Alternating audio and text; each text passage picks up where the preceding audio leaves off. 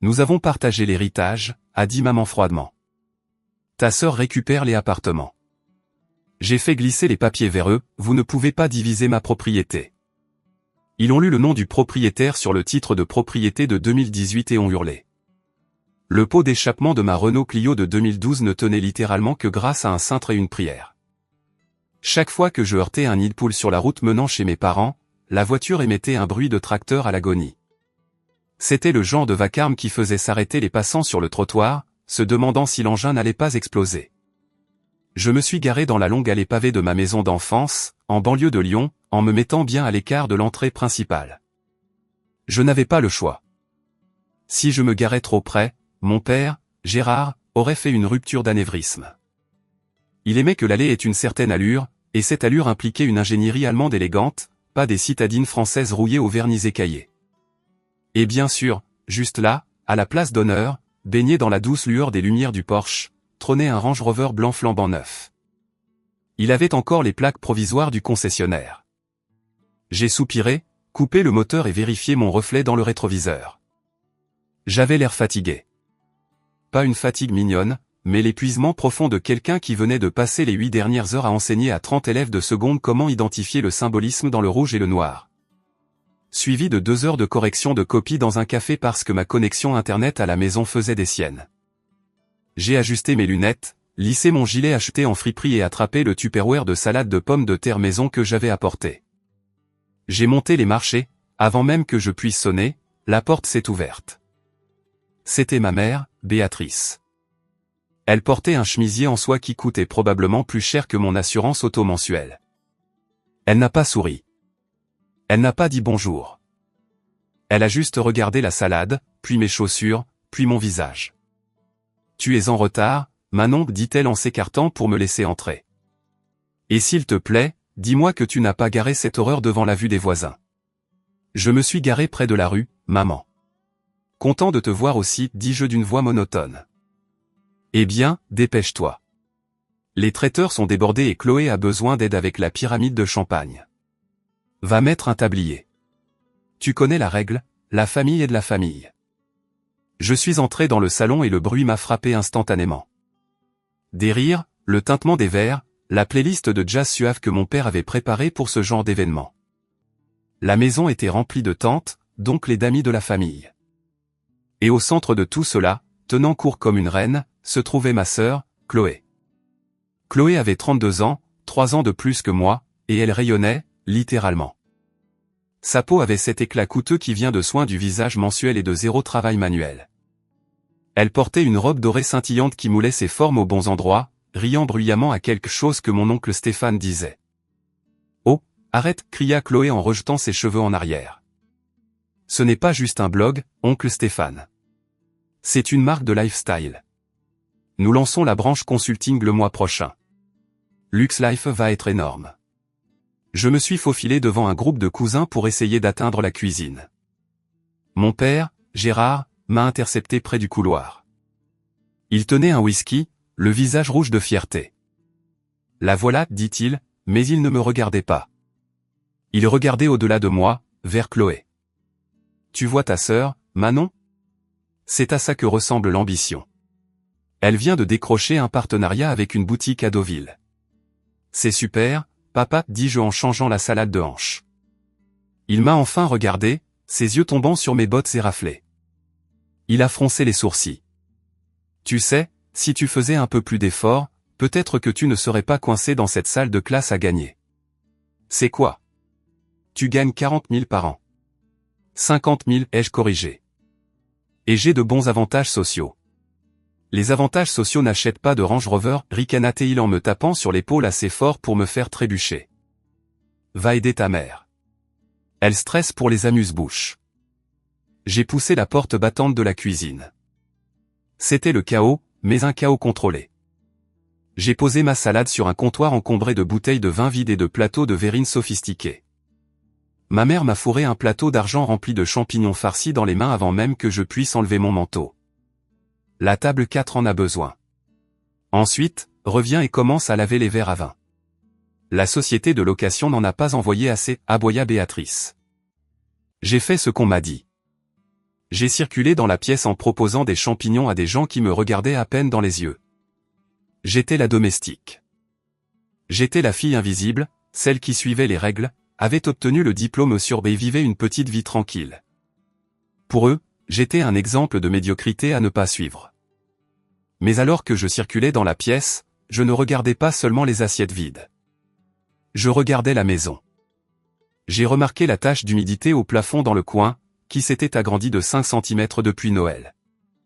J'ai remarqué le courant d'air venant des vieux cadres de fenêtres qu'ils n'avaient pas remplacés. Je savais, parce que j'avais vérifié la situation financière de mes parents juste pour m'amuser il y a 3 mois, qu'ils avaient hypothéqué cette maison 2 fois au cours des 5 dernières années pour financer les start-up ratées de Chloé.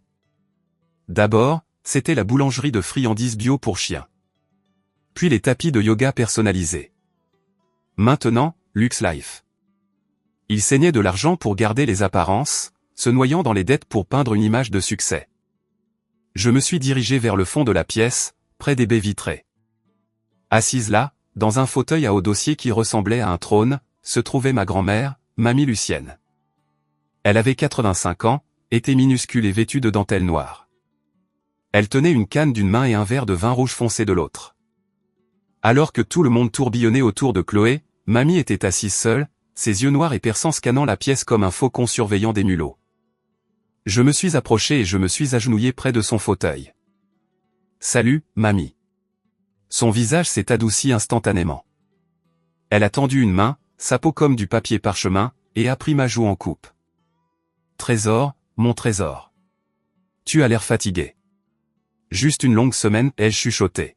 « Il te traite encore comme une serveuse ?» demanda-t-elle, la voix rauque mais forte. Elle a lancé un regard noir à mon père à travers la pièce. « C'est bon. Ça ne me dérange pas. »« Ça te dérange ?» me corrigea-t-elle. « C'est juste que tu as de la discipline. Contrairement à eux. » Elle fit un signe du menton vers Chloé, qui était maintenant debout sur une chaise pour porter un toast sur la poursuite de ses rêves. « Les loups ont faim ce soir, Manon, chuchota Mamie en se penchant pour que je sois la seule à entendre. Regarde-les boire du vin qu'ils ne peuvent pas se payer, conduire des voitures qui appartiennent à la banque. Ils me regardent et ils ne voient pas une mère ou une grand-mère. Ils voient une tirelire. J'ai serré sa main. Je sais, Mamie. Bien, dit-elle, sa poigne étonnamment ferme. Garde les yeux ouverts ce soir et garde la bouche fermée. Le moment approche.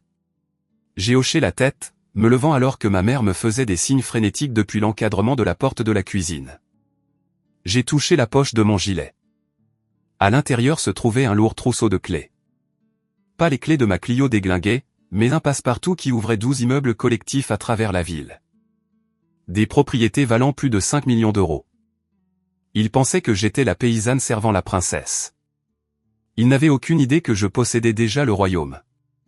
Pour comprendre pourquoi je lavais la vaisselle à la fête vaniteuse de ma sœur tout en étant secrètement à la tête d'un empire immobilier, il faut remonter 5 ans en arrière. Retour en 2018. J'avais 24 ans, je sortais tout juste de l'université, noyé sous les prêts étudiants, et je cumulais 2 emplois juste pour payer le loyer d'un studio en sous-sol qui sentait le moisi et le désespoir. Ma famille me parlait à peine à l'époque, surtout parce que je n'étais pas assez éblouissante. Je ne sortais pas avec un médecin et je ne lançais pas d'entreprise. J'étais juste Manon. Un mardi pluvieux de mars, Mamie Lucienne m'a appelé. Elle n'a pas appelé mes parents. Elle n'a pas appelé Chloé. Elle m'a appelé moi et m'a dit de venir la chercher pour l'emmener à un rendez-vous. Je pensais qu'on allait chez le médecin. Au lieu de cela, elle m'a dirigé vers un immeuble en briques du centre-ville avec une plaque en laiton indiquant un maître Delacroix et associé, avocat. Nous sommes entrés dans un bureau qui sentait le vieil acajou, la poussière et les honoraires coûteux. Maître Delacroix, un homme dans la soixantaine avec un costume assez impeccable pour couper du verre, nous attendait. Il n'avait pas l'air du genre d'avocat qui court après les ambulances. Il avait l'air du genre d'avocat qui enterre les corps, légalement parlant. Mamie s'est assise, a refusé l'offre d'eau et m'a regardé. Manon, dit-elle, la voix ferme. Tu connais les propriétés, les 12 petits immeubles que ton grand-père et moi avons achetés en 40 ans. Bien sûr, dis-je, les immeubles locatifs. Ton père, elle cracha le mot, me parle de liquidation. Il dit que le marché est chaud. Il dit que je devrais vendre, aller en maison de retraite et leur donner leur héritage en avance pour qu'ils puissent en profiter. Il appelle ça de la planification successorale. J'appelle ça de l'avidité. Elle bougea sur sa chaise, serrant sa canne. Et ta sœur? Elle est venue me voir la semaine dernière pour demander un prêt de 50 000 € pour une vision. Elle n'avait même pas de business plan, Manon. Juste une vision. Je suis restée silencieuse. Je le savais. Je savais que papa voulait prendre sa retraite plus tôt dans le sud et acheter un bateau. Je savais que Chloé voyait mamie comme un distributeur automatique. Si je leur laisse ces immeubles dans mon testament, poursuivit mamie, ils seront vendus en moins d'1 an. Ton père achètera un appartement qu'il ne peut pas se permettre, et ta sœur sniffera ou dépensera le reste. 50 ans de sueur, parti. Les locataires, de bonnes familles qui sont avec moi depuis des décennies, expulsés pour qu'un promoteur puisse transformer les terrains en condos de luxe. Maître Delacroix fit glisser une épaisse pile de documents sur le bureau. Elle atterrit avec un bruit sourd. Ceci, dit Maître Delacroix, sa voix grave et rocailleuse, est un acte de fiducie irrévocable. Je ne comprends pas, balbutiai-je. Cela signifie, interrompit mamie, qu'à partir d'aujourd'hui, je transfère la propriété de tous les 12 immeubles dans cette structure. Et toi, Manon, tu en es la seule gérante et l'unique bénéficiaire. Ma bouche s'est ouverte. Moi? Mamie, je ne peux pas. La famille va me tuer. Papa va. La famille ne le saura pas, dit-elle sèchement. C'est la condition. C'est un transfert irrévocable. Une fois signé, c'est fait. Ce n'est pas un héritage qui attend ma mort. Ça se passe maintenant. Tu les possèdes. Mais pour la paix de mon esprit, et pour les tester, tu ne le diras à personne. Pourquoi moi, demandai-je, sentant les larmes piquer mes yeux. Je ne suis personne. Je suis juste une prof. Mamie tendit la main par-dessus le bureau et prit la mienne. Tu es la seule qui ait jamais proposé de m'aider à balayer le trottoir sans demander 5 €. Tu es la seule qui me rend visite le dimanche quand ce n'est pas un jour férié. Tu connais la valeur du travail, Manon. Tu comprends que ces immeubles ne sont pas juste des chiffres sur un tableau Excel. Ce sont des toits au-dessus de la tête des gens. Elle me regarda droit dans les yeux. Je te donne un fardeau, pas un cadeau. Tu devras les gérer. Tu devras t'occuper des impôts, des réparations, des locataires. Et tu devras regarder ta famille continuer à mendier et comploter en sachant que tu détiens les clés. Peux-tu faire ça? Peux-tu être un fantôme dans ta propre vie? J'ai regardé les papiers. Puis j'ai regardé mamie. J'ai pensé aux locataires. Madame da Silva dans la Maison Bleue qui me faisait toujours des biscuits. Le jeune couple du Vieux Lion qui débutait. J'ai pensé aux mains de mon grand-père, toujours couvertes de plâtre et de peinture. Je le ferai, chuchotai-je. Maître Delacroix me tendit un stylo. Signé ici, Mademoiselle Mercier. Et ici. Et ici. J'ai signé mon nom. À chaque trait de stylo, je n'acquérais pas seulement 5 millions d'euros d'immobilier. Je signais une déclaration de guerre contre ma propre famille. Je ne savais juste pas quand aurait lieu la première bataille. La réalité de ma double vie m'a frappé de plein fouet ce premier hiver. C'était la veille de Noël 2018. Mes parents et Chloé avaient loué un chalet dans les Alpes pour la semaine. Ils m'avaient invité, bien sûr, mais de cette manière passive-agressive où ils savaient que je ne pouvais pas me permettre ma part de la location, donc ils pouvaient se sentir bien d'avoir demandé sans avoir réellement à me supporter. Oh, quel dommage que tu ne puisses pas venir, Manon. On t'enverra des photos. Donc, pendant qu'ils sirotaient du chocolat chaud près d'un feu de cheminée et postaient des selfies avec la légende Hiver merveilleux, j'étais dans la cave de l'immeuble de la rue du Thiers. Il faisait moins 10 degrés Celsius dehors. La chaudière de l'immeuble de 3 appartements avait décidé de se suicider à 2 heures du matin.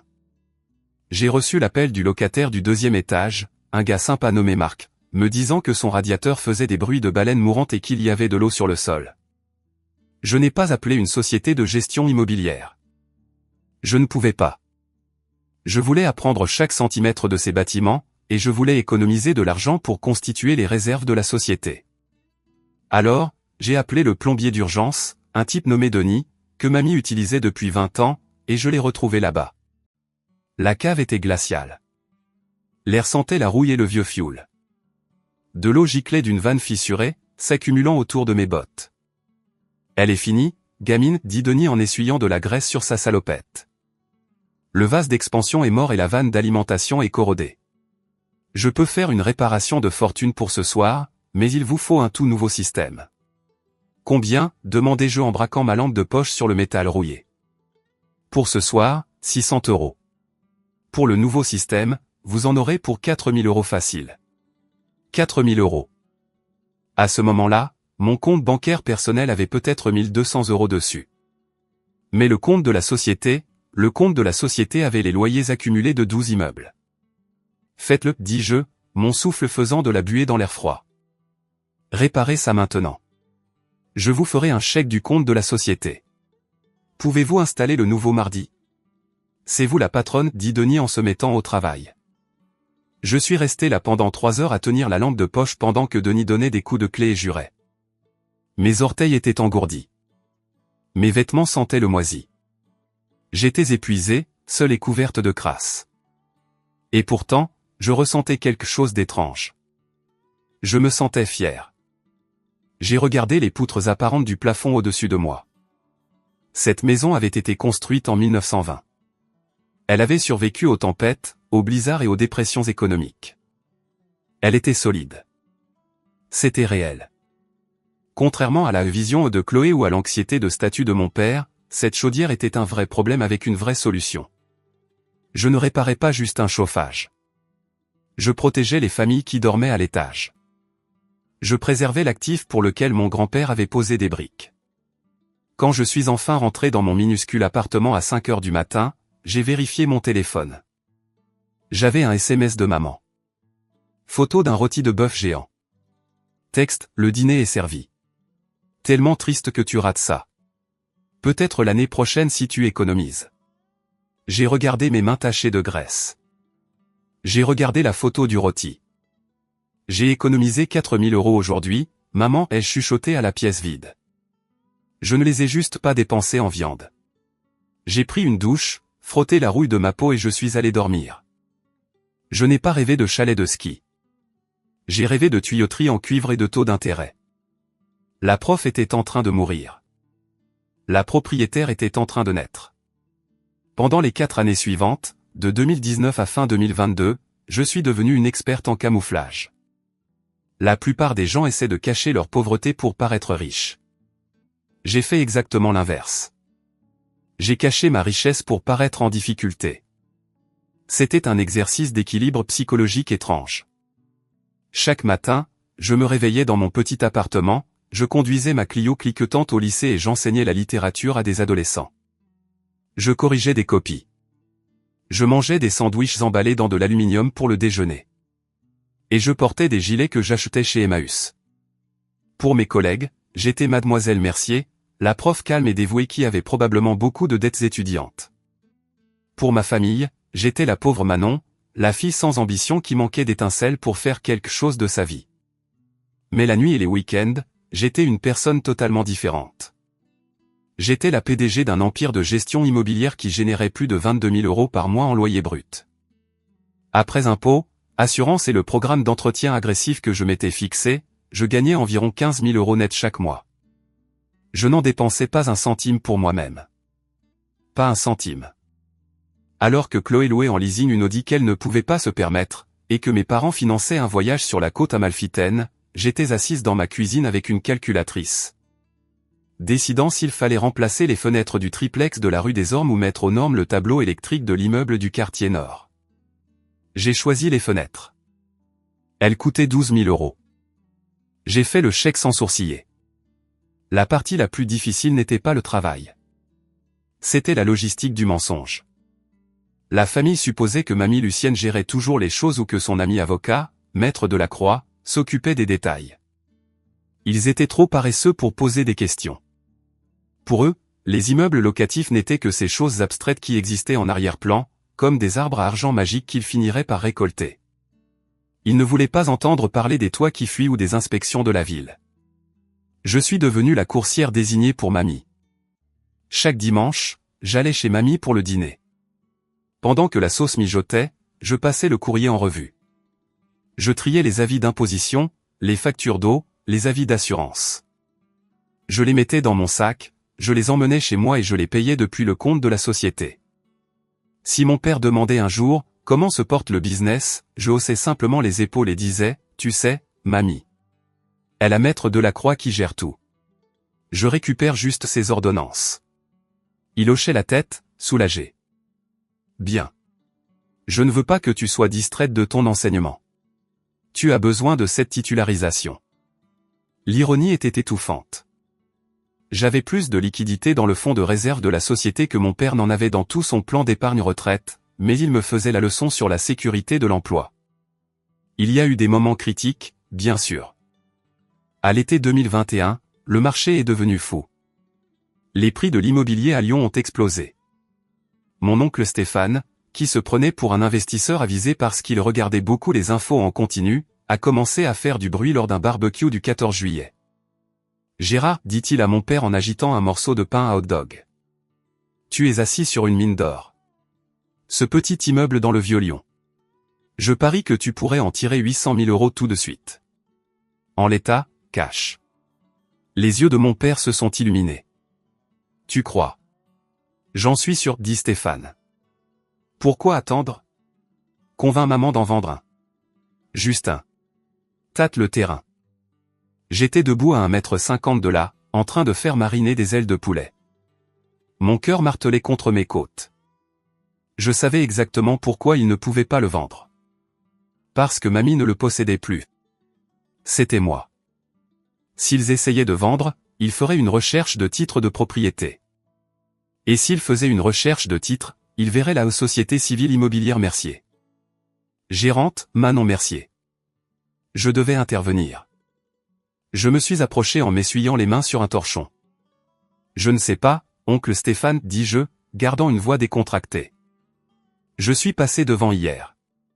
La fondation a l'air d'avoir des fissures, et j'ai entendu dire que le plan local d'urbanisme a changé pour ce quartier. Ça pourrait être difficile à vendre sans réparation majeure. C'était un mensonge. La fondation était solide comme un roc.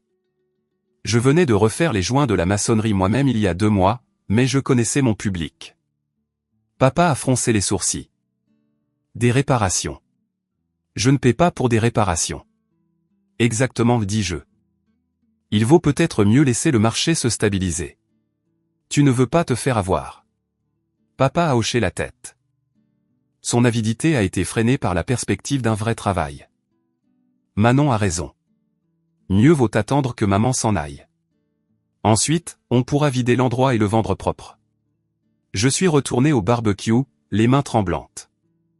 Il planifiait déjà le dépeçage. Il dépensait déjà l'argent. J'ai réalisé alors que ma mascarade n'était pas seulement une question d'intimité. C'était un siège. Je tenais les portes de la forteresse fermées pendant que les barbares tournaient autour, attendant que la reine meure. En 2022, les fissures dans la façade de ma famille n'étaient plus de simples craquelures. C'étaient des trous béants. Et le plus gros gouffre de tous était ma sœur, Chloé. La marque de lifestyle de Chloé, Luxe Life, avait implosé de manière spectaculaire. Apparemment, dépenser 50 000 € en photos de marque et en soirée de lancement sans avoir réellement de produits vendables n'est pas une stratégie commerciale solide. Elle était poursuivie par 2 fournisseurs pour non-paiement, et la rumeur disait que sa dette de carte de crédit avoisinait les 60 000 €. La tension a atteint son paroxysme lors d'un dîner dominical en octobre. L'ambiance à table était lourde. Mamie mangeait silencieusement, ses mains tremblant un peu plus que d'habitude. Ma mère, Béatrice, poussait la nourriture dans son assiette, l'air de vouloir hurler. Alors, commença maman, la voix serrée. Chloé a une nouvelle opportunité. Un pivot vraiment excitant. J'ai pris une gorgée d'eau. C'est super. C'est quoi? Le home staging immobilier, dit Chloé en rejetant ses cheveux en arrière. Elle paraissait plus mince, voire hagarde, malgré le maquillage épais. J'ai l'œil pour ça. J'ai juste besoin d'un peu de capital pour acheter du stock, des meubles, de l'art, de la déco, tu vois, pour construire le portfolio. Combien, demandai-je. 20 000, dit Chloé rapidement. Juste un pré-relais. Le silence est descendu sur la table. 20 000 €. Je venais de déposer un chèque de loyer de 4 000 € ce matin-là. J'aurais pu faire un chèque à Chloé sur le champ, mais je savais où il irait. Il n'irait pas dans des meubles. Il irait dans sa facture American Express et un voyage pour décompresser. Je ne peux pas t'aider, marmonna papa, fixant ses lasagnes. Le marché est en baisse. Mon portefeuille a pris un coup. Maman a tourné son regard vers moi. Ce n'était pas un regard d'espoir. C'était un regard d'exigence. Manon, tu n'as pas beaucoup de dépenses. Tu conduis cette vieille voiture. Tu vis dans ce minuscule appartement. Tu dois avoir des économies. J'y ai posé ma fourchette. J'ai des économies, maman. Mais c'est pour mon fonds d'urgence. Je suis sur un salaire de prof. Je ne peux pas juste lâcher 20 000 €. Chloé a claqué sa main sur la table. Oh, allez. Tu es tellement égoïste. Tu accumules ton petit salaire pendant que j'essaie vraiment de bâtir un empire. Un empire, répétai-je, luttant contre l'envie de rire. Chloé, tu es poursuivie en justice. C'est un malentendu, hurla-t-elle. Puis elle se tourna vers papa. C'est ridicule. Pourquoi on la supplie pour des miettes? Nous avons des actifs. Mamie a 12 immeubles là, qui prennent la poussière. On devrait vendre celui de la rue des Pins. Il est moche. De toute façon. Mon sang s'est glacé. La maison de la rue des Pins. C'était une magnifique maison victorienne. Je venais de passer 6 mois à restaurer les boiseries d'origine dans l'entrée. Je connaissais chaque locataire par son nom. Mamie ne vend pas, dis-je, ma voix plus tranchante que prévu. Pourquoi pas, claqua Chloé. Elle a 84 ans. De quoi a-t-elle besoin de 12 maisons? Vendez-en une, donnez-moi l'argent comme avance sur mon héritage, et je peux tout arranger. C'est des maths simples. Ce ne sont pas des maths simples, dis-je. C'est du cannibalisme. Pardon, halta maman. Tu parles de dépecer l'œuvre de la vie de mamie comme si c'était une carcasse de dinde, dis-je en regardant Chloé. Tu ne veux pas construire une entreprise. Tu veux un plan de sauvetage. Tu es inutile, ricana Chloé en se levant. Tu es une petite prof jalouse et étroite d'esprit qui veut que tout le monde soit aussi misérable et pauvre que toi. Quand mamie mourra, et que je serai aux commandes, les choses seront différentes. Elle sortit de la pièce en trombe. Maman m'a foudroyé du regard, puis la suivit. Papa s'est versé un autre verre de vin, refusant de me regarder. J'ai regardé mamie. Elle n'avait pas dit un mot. Elle m'a juste fait un clin d'œil. Un clin d'œil lent et délibéré. Plus tard, alors que j'aidais mamie à se mettre au lit, elle a chuchoté, la rue des Pins est magnifique, trésor. La nouvelle couleur de peinture. Vert sauge. J'aime ça. Je me suis figé en bordant la couverture autour d'elle. Tu l'as vu? J'ai demandé à Maître Delacroix de m'y emmener la semaine dernière. Elle sourit faiblement. Il voit un bâtiment moche à vendre. Je vois ce que tu as construit. Tiens bon, Manon. Ne les laisse pas te briser. Je ne le ferai pas. J'ai promis.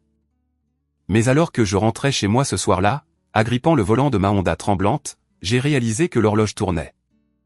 Chloé était désespérée. Les gens désespérés font des choses dangereuses. Début 2023, la pression venait de toutes parts. Alors que ma famille combattait ses démons financiers, je combattais une menace très réelle et très physique dans l'un de mes immeubles. Je l'appelais le locataire de l'enfer. Son nom était Kevin, et il avait emménagé au rez-de-chaussée de la propriété numéro 6, un solide bâtiment en briques dans un quartier ouvrier. Il n'était pas sur le bail. C'était le petit ami de la femme qui vivait là. Mais quand elle a déménagé au milieu de la nuit, il est resté. Et puis les problèmes ont commencé. Musique forte à 3 heures du matin. Allée et venue dans l'appartement toute la nuit. Des seringues trouvées dans le couloir. Les locataires des 2e et 3e étages, un gentil couple âgé et une mère célibataire avec un bébé, étaient terrifiés. Ils m'appelaient, chuchotant au téléphone qu'ils avaient peur de quitter leur appartement. C'était la partie du métier de propriétaire que les émissions de déco ne vous montrent jamais. Je ne pouvais pas appeler mon père pour des conseils. Je ne pouvais pas me plaindre à ma mère. Je devais gérer ça. J'ai engagé un détective privé pour documenter l'activité. J'ai travaillé avec Maître Delacroix pour déposer les papiers d'expulsion. Mais en France, la loi favorise le locataire, même les squatteurs. C'était un processus lent et laborieux. Un mardi de février, j'ai dû aller au tribunal. Je me suis porté pâle à l'école, j'ai mis mon blazer le plus professionnel, celui que je gardais caché au fond de mon placard, et je suis allé affronter Kevin. Il était là, l'air suffisant, portant une veste en cuir et sentant le tabac froid. Il a essayé de m'intimider dans le couloir avant l'audience. « T'es juste une petite fille, » ricana-t-il en se penchant vers moi. « Tu veux pas d'ennui avec moi. Je sais où est cet immeuble. Je sais que des accidents arrivent aux immeubles. » Mon estomac s'est noué, mais je n'ai pas reculé. Cet immeuble était ma responsabilité. Ces familles à l'étage comptaient sur moi. Et je sais que vous avez 3 mandats d'arrêt en cours pour trafic, dis-je, ma voix stable, canalisant chaque once de ma mamie intérieure. Maître Delacroix a déjà parlé au procureur. Vous pouvez quitter mon immeuble volontairement d'ici vendredi, où l'huissier vous expulsera, et la police vous attendra pour discuter de vos autres activités commerciales. Sa suffisance s'est évanouie. Il a regardé Maître Delacroix, qui se tenait derrière moi comme un bourreau silencieux, tenant un dossier épais. Kevin a déménagé jeudi. J'ai passé tout ce week-end à nettoyer l'appartement. Il était saccagé. Il y avait des trous dans les cloisons sèches, des ordures empilées jusqu'à la taille et une odeur qui me faisait pleurer les yeux. J'ai frotté les sols jusqu'à ce que mes mains soient à vif. J'ai rebouché les murs jusqu'à ce que mes épaules brûlent. J'ai traîné 20 sacs poubelles à la déchetterie. Le samedi après-midi, mon téléphone a vibré. C'était un SMS de maman. Et, on fait un petit rassemblement de printemps ce soir. Chloé a besoin d'être remontée le moral. Peux-tu apporter 3 sacs de glace et peut-être cette salade de pommes de terre que tu fais? Mais essaie d'être à l'heure cette fois. J'ai regardé le texte. Puis j'ai regardé la pile de sacs poubelles que je traînais vers le trottoir. J'étais couverte de poussière, de sueur et de crasse. Je venais de sécuriser à moi seul la sécurité d'un immeuble valant 400 000 €. J'avais affronté un criminel, et ma mère voulait que je sois la livreuse de glace. J'ai tapé en retour, bien sûr, maman. À tout à l'heure, 18 h. Je suis rentré chez moi, j'ai pris une douche de 2 heures pour enlever la propriétaire de ma peau, et j'ai mis mon costume de prof. J'ai acheté la glace. J'ai fait la salade de pommes de terre. Quand je suis arrivé, Chloé se plaignait de l'injustice du monde envers les entrepreneurs. Papa hochait la tête avec sympathie. Maman a critiqué mes cheveux. Tu as l'air épuisé, Manon, dit-elle en sirotant son chardonnay. Tu devrais vraiment essayer de dormir plus. Peut-être que si tu ne passais pas autant de temps à corriger des copies, tu aurais une vie. J'ai souri, je lui ai tendu le sac de glace et je me suis éloigné. J'ai une vie, pensais-je en attrapant un soda. J'ai 12 vies et je les protège toutes de gens comme vous. Mais je savais que la mascarade ne pouvait pas durer éternellement. Mamie s'affaiblissait. Les loups devenaient plus affamés. Et tôt ou tard, ils allaient arrêter de demander des miettes et essayer de prendre toute la table. Merci d'avoir écouté l'histoire jusqu'ici. Si vous aimez voir Manon construire son empire secret juste sous le nez de sa famille, n'oubliez pas d'appuyer sur le bouton j'aime et de vous abonner à la chaîne. Ça nous aide vraiment. Dites-moi aussi dans les commentaires depuis quelle ville vous nous écoutez. J'aimerais voir où notre communauté grandit.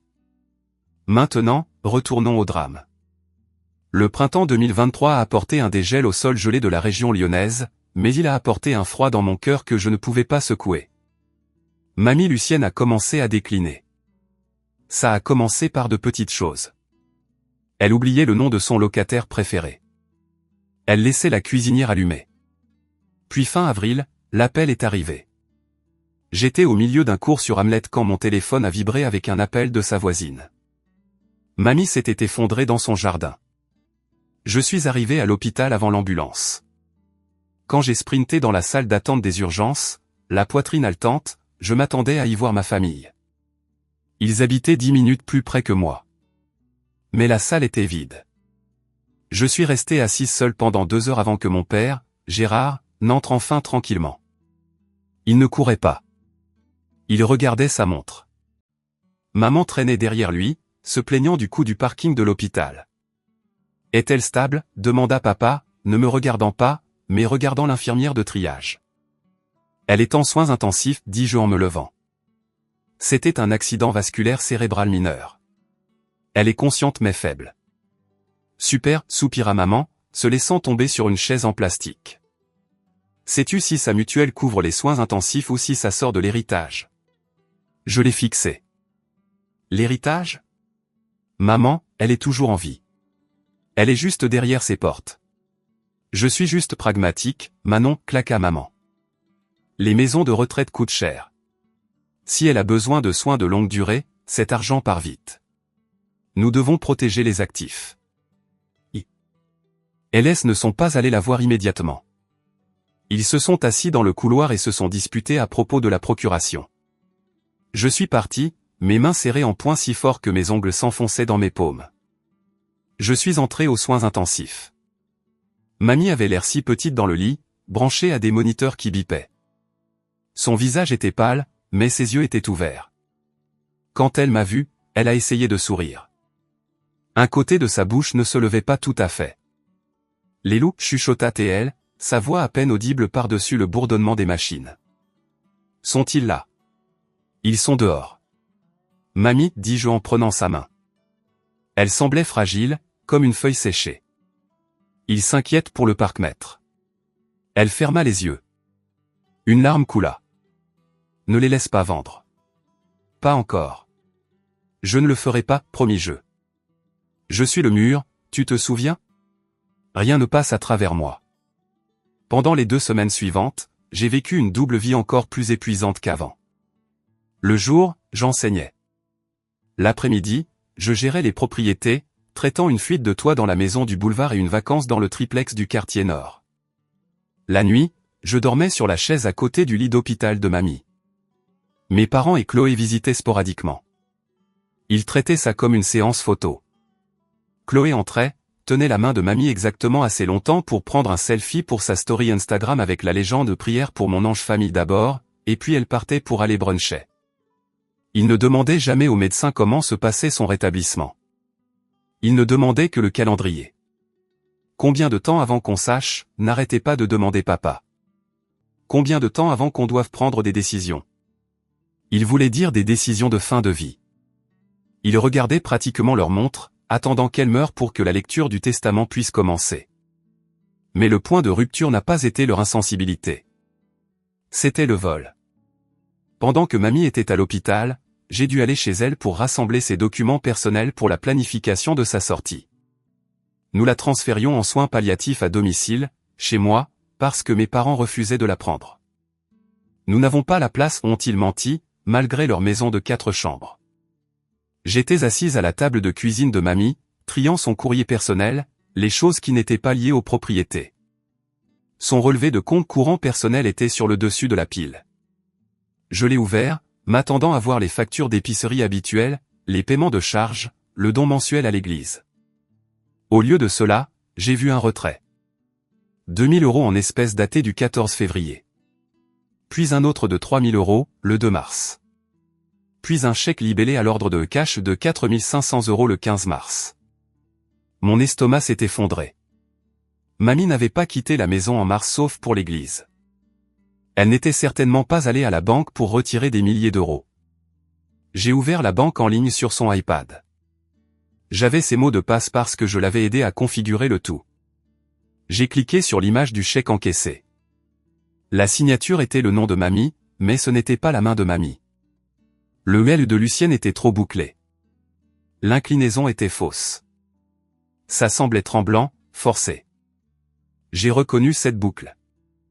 Je l'avais vue sur des cartes d'anniversaire pendant 29 ans. C'était l'écriture de Chloé. Je me suis rassise sur la chaise, la pièce tournoyant. J'ai passé en revue les 6 derniers mois de relevé. Le total manquant était de 25 000 €. 25 000 € volés à une femme de 85 ans qui était allongée dans un lit d'hôpital. J'ai attrapé mon téléphone et j'ai appelé Maître Delacroix immédiatement. Maître Delacroix, dis-je, ma voix tremblant de rage. J'ai besoin que vous fassiez une analyse comptable légale sur le compte personnel de mamie à la banque. Maintenant. Manon, il semblait inquiet. Qu'avez-vous trouvé? Chloé. Je crachai le nom comme du poison. Elle a falsifié des chèques. Elle a vidé les économies personnelles de mamie. Probablement pour payer ses cartes de crédit. Voulez-vous déposer une plainte, demanda Maître Delacroix. Sa voix passa instantanément d'ami inquiet à requin juridique. J'ai regardé le relevé. J'ai pensé à Chloé prenant des selfies aux soins intensifs. J'ai pensé à mon père me faisant la leçon sur l'ambition. Pas encore, dis-je froidement. Pourquoi? Si j'appelle la police maintenant, ils prendront un avocat et feront traîner les choses. Ils prétendront que mamie lui a donné la permission. Ce sera sa parole contre la sienne. Alors, que voulez-vous faire? Je veux attendre, dis-je. Il prévoit une réunion, n'est-ce pas? Papa a mentionné un sommet familial pour discuter de la succession. Oui, confirma Delacroix. Votre père a appelé mon bureau hier. Il voulait savoir si j'avais les actes prêts pour le transfert. Laissez-les avoir leur réunion, dis-je. Laissez-les exposer leur plan. Laissez-les penser qu'ils ont gagné. Et quand ils mettront leurs cartes sur la table, je vais brûler la table entière.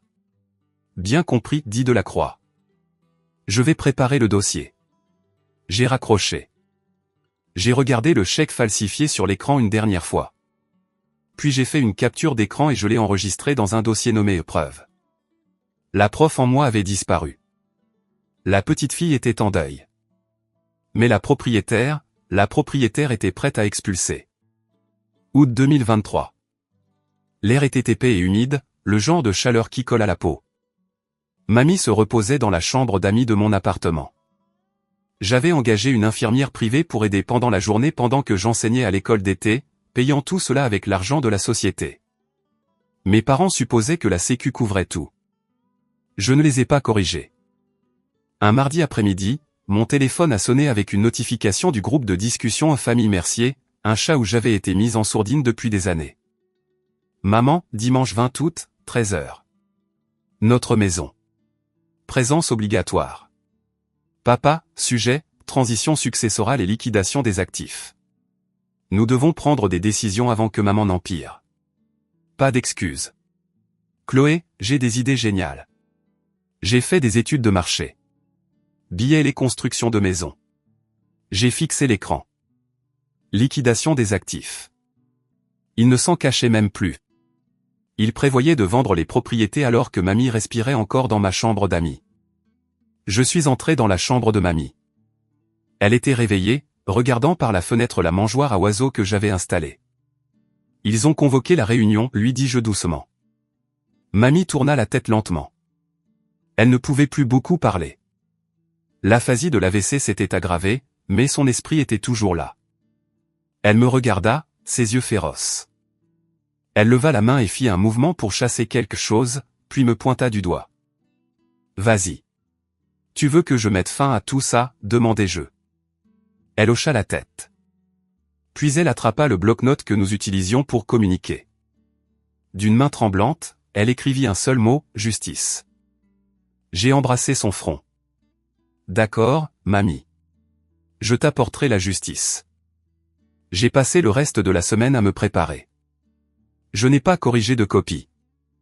Je n'ai pas nettoyé de gouttière. Je me suis préparé à la guerre. J'ai rencontré Maître Delacroix 3 fois. Nous avons tout organisé. Les documents originaux de la société de 2018, les 5 années de déclaration fiscale déposées sous le numéro ciré de la société, les relevés bancaires montrant chaque euro de revenus locatifs entrant dans le compte de la société, et chaque euro de dépenses en sortant. Les factures pour les nouveaux toits, les chaudières, les joints de briques refaits, et dans un dossier rouge séparé, les relevés bancaires montrant le vol de Chloé. Dimanche matin, je me suis réveillé tôt. Je n'ai pas mis mon gilet habituel ou mes bottes éraflées. Je suis allé au fond de mon placard et j'ai sorti un tailleur que j'avais acheté pour ce jour précis. Il était gris anthracite, taillé sur mesure et net. J'ai mis des talons. J'ai tiré mes cheveux en un chignon serré. Je me suis regardé dans le miroir. Je ne ressemblais pas à Mademoiselle Mercier, la prof. Je ressemblais à la PDG d'une entreprise multimillionnaire. Je suis monté dans ma Clio la dernière fois que je conduirais ce tas de ferraille chez eux et je me suis dirigé vers la banlieue. Je n'étais plus la petite fille invisible.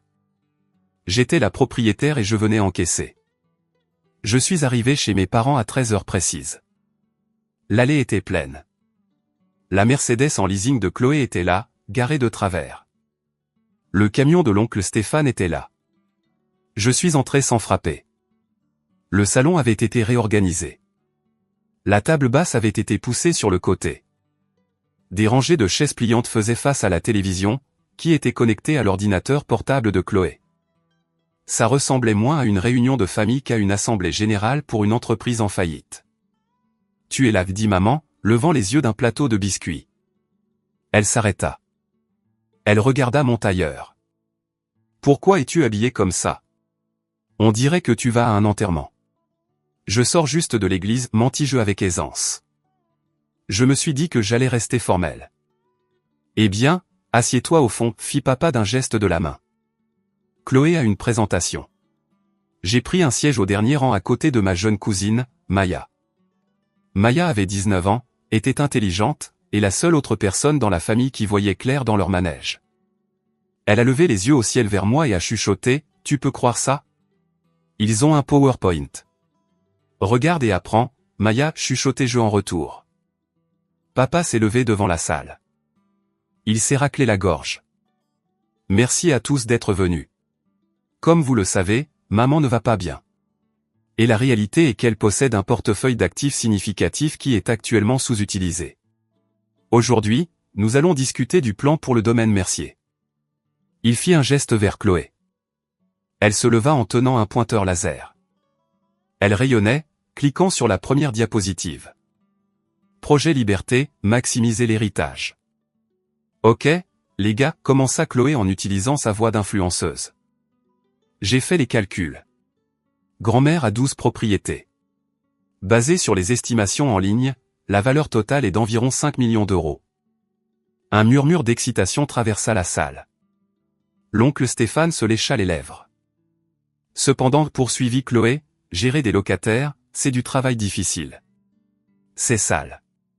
Qui veut s'occuper de toilettes bouchées ? Pas moi, dit-elle en cliquant sur la diapositive suivante. Elle montrait une carte de la ville avec de grandes croix rouges sur 8 des propriétés. Ma proposition est simple. Nous liquidons les 8 bâtiments les plus anciens immédiatement. J'ai un contact dans une société de promotion immobilière qui est prêt à faire une offre cash. C'est un peu en dessous de la valeur du marché, mais c'est rapide. Nous prenons cet argent, environ 3 millions, et nous le partageons. Et les 4 autres, demanda l'oncle Stéphane. Nous gardons les 4 plus beaux, sourit Chloé. Je les gérerai personnellement. Je vais les transformer en Airbnb de luxe. Luxe par Chloé. Le revenu passif sera énorme. Et les locataires actuels, demanda Maya en levant la main. Certains vivent là depuis 20 ans. On leur donne un préavis de 30 jours, haussa les épaules Chloé. Je restais assise là, le visage de marbre. Il parlait d'expulser Madame da Silva.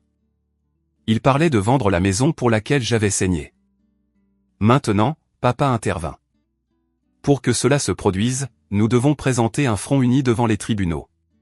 Puisque maman est incapable, je demande une tutelle d'urgence pour exécuter ces ventes. Il sortit une pile de papier. J'ai besoin que tout le monde signe ce document disant que vous êtes d'accord avec le plan. Cela aidera à accélérer la décision du juge. Il commença à faire passer les porte-blocs.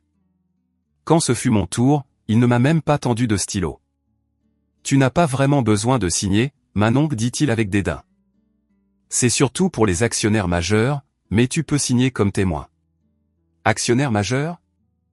Répétai-je, ma voix portant à travers la pièce. Eh bien, ouais, ria Chloé. Je veux dire, tu es une prof, Manon.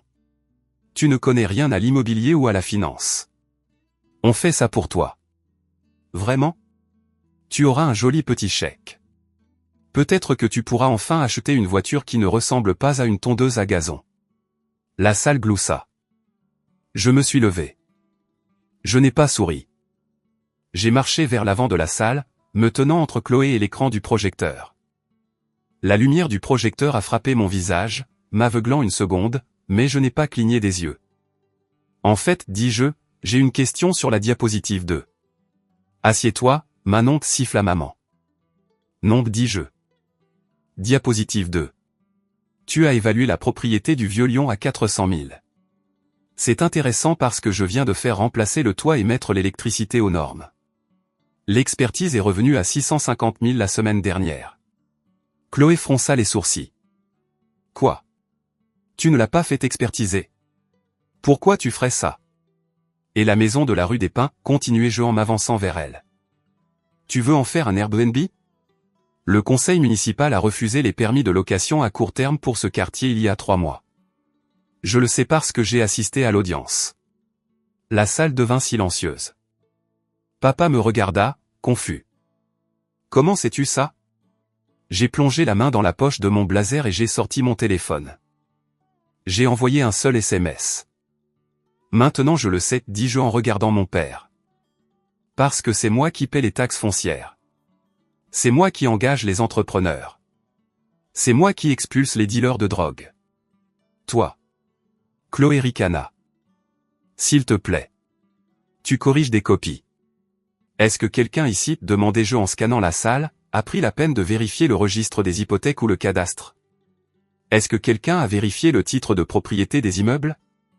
Quelqu'un? Au cours des 5 dernières années? Le visage de papa devint pâle.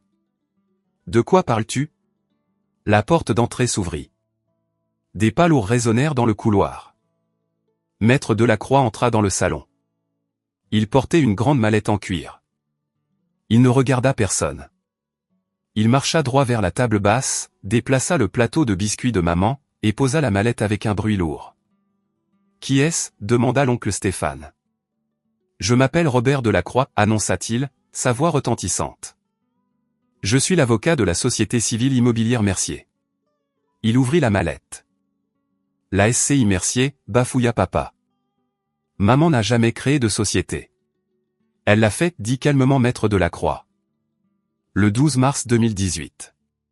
Il sortit un document tamponné du sceau officiel de la ville. Il le tint en l'air. Ceci est l'acte de transfert pour le 142 rue des Ormes, transféré de Rosa Mercier à la SCI Mercier. Il en sortit un autre. Ceci est l'acte pour la propriété du Vieux-Lyon, transféré en 2018. Il en sortit un autre et un autre. Il les étala sur la table comme s'il étalait une quinte flush royale au poker.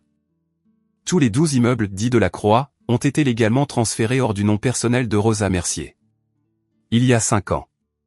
Ils ne font pas partie de sa succession. Ils ne sont pas soumis à l'homologation et ils ne sont certainement pas disponibles pour liquidation par son fils. C'est impossible, hurla Chloé. Qui contrôle la société? On peut juste la dissoudre. Delacroix regarda Chloé avec un regard de pure pitié. Une structure comme celle-ci ne se dissout pas ainsi, mademoiselle Mercier. C'est tout l'intérêt. Et quant à savoir qui la contrôle? Il sortit un dernier document. Les statuts de la société. La société est administrée par une gérante unique et actionnaire majoritaire. Il pointa un doigt vers moi. Manon Mercier. Le silence dans la salle était absolu. C'était le genre de silence qui survient après l'explosion d'une bombe, avant que les cris ne commencent. Ma mère me fixait. Sa bouche s'ouvrait et se fermait comme un poisson hors de l'eau. Toi, chuchota papa. Tu possèdes les immeubles depuis 5 ans? Je les gère depuis 5 ans, dis-je, ma voix stable. Pendant que tu étais en vacances en Italie, je remplaçais des chaudières. Pendant que Chloé lançait de fausses entreprises, je sélectionnais des locataires. Pendant que vous ignoriez mamie, je protégeais son héritage. Tu voulais vendre, dis-je à mon père. Tu voulais encaisser 50 ans du travail acharné de mamie pour payer ta retraite et les erreurs de Chloé. Tu m'as traité d'inutile parce que je conduisais une vieille voiture. Mais cette vieille voiture, papa, elle était garée au magasin de bricolage tous les week-ends pendant que tu jouais au golf. Manon, dit maman, la voix tremblante, essayant de passer à son ton de mère manipulatrice.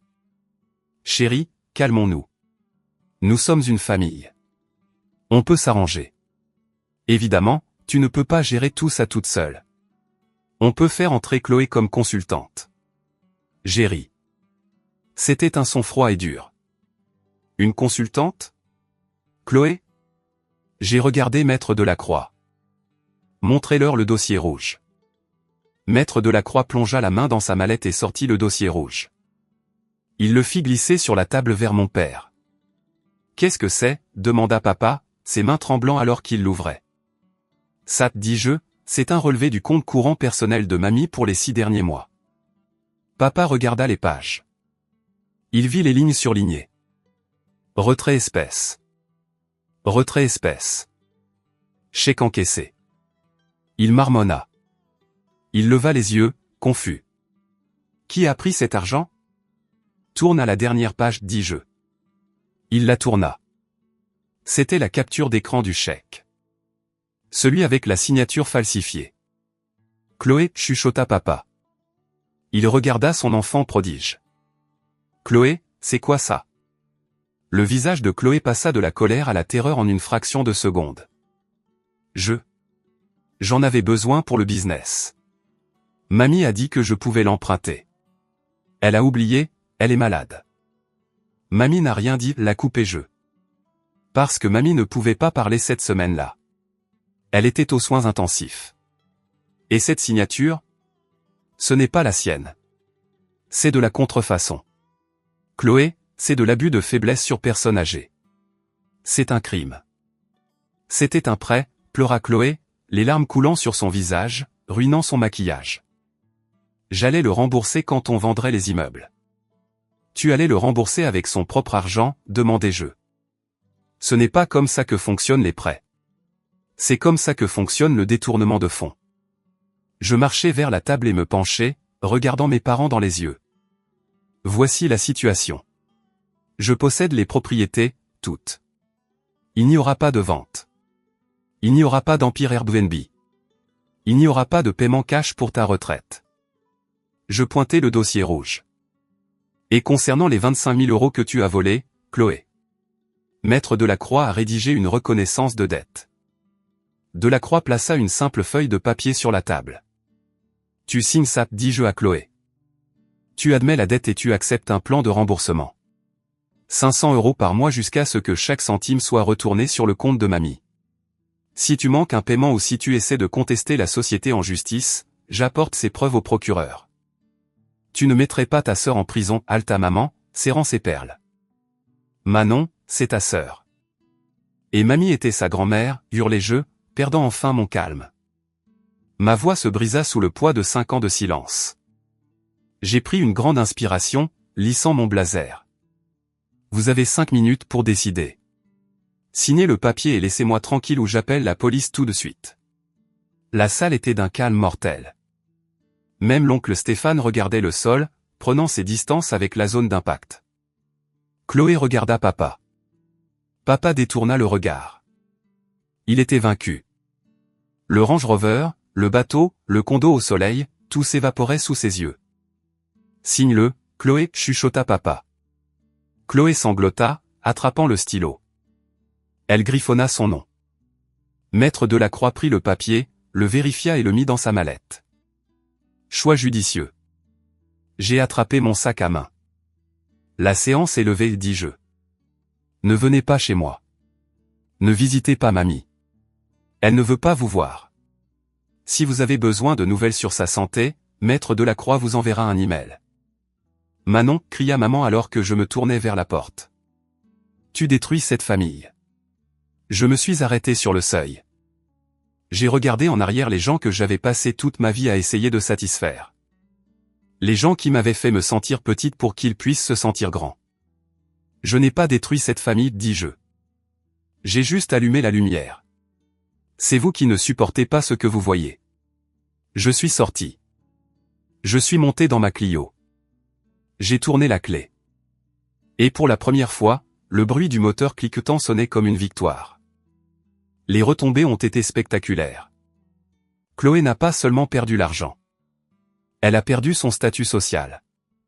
Sans l'héritage pour la soutenir, ses créanciers ont fondu sur elle.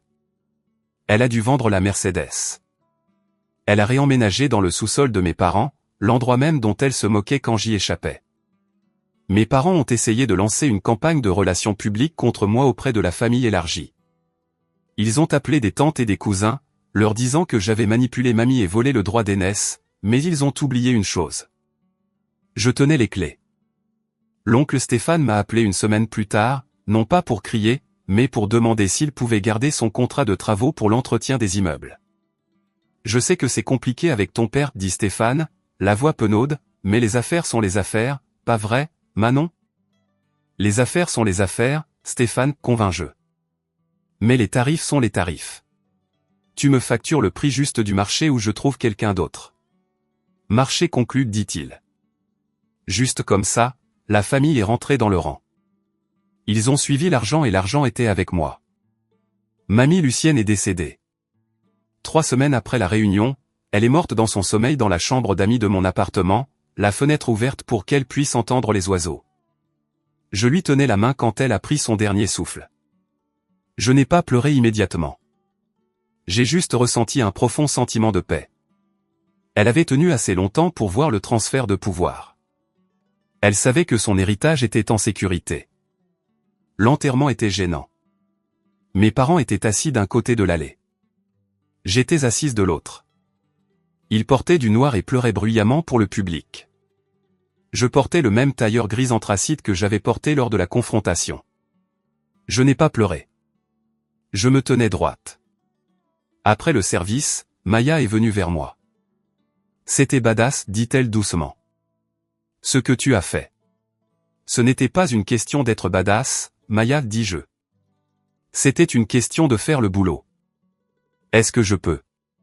Elle hésita. Est-ce que je peux travailler pour toi? Je veux apprendre. Pas les trucs de faux influenceurs que fait Chloé.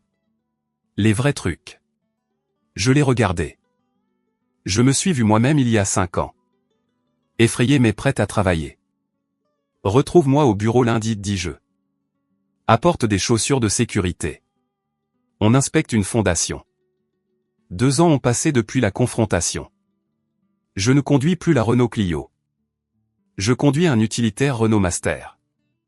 Ce n'est pas Tapa accent Graveleuil, mais c'est pratique pour transporter du bois et des plaques de plâtre. La SCI Mercier a grandi.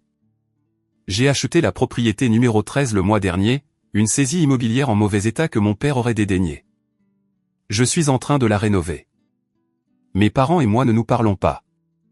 Aux dernières nouvelles, papa a dû sortir de sa retraite pour travailler à temps partiel comme consultant parce qu'il ne pouvait pas se permettre leur train de vie sans l'héritage. Chloé travaille comme réceptionniste chez un concessionnaire automobile. Elle me paie 500 € par mois, chaque mois.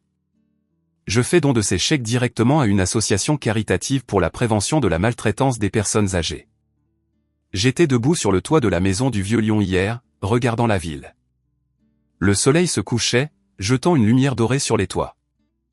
J'ai pensé à mamie. J'ai pensé à la paysanne et à la princesse. Il voulait la récolte, mais il méprisait la terre. Il voulait le titre, mais il détestait le travail. J'ai vécu dans la terre pendant 5 ans. J'ai appris que c'est dans la terre que se trouve la valeur. La terre est honnête. J'ai vérifié mon téléphone. Un SMS de Maya. Le locataire du 4B dit que l'évier fuit. En route pour le réparer, j'ai souri. L'Empire était entre de bonnes mains. Je ne suis plus la petite fille invisible. Je suis Manon Mercier. Je suis la propriétaire et mes locataires dorment en sécurité ce soir.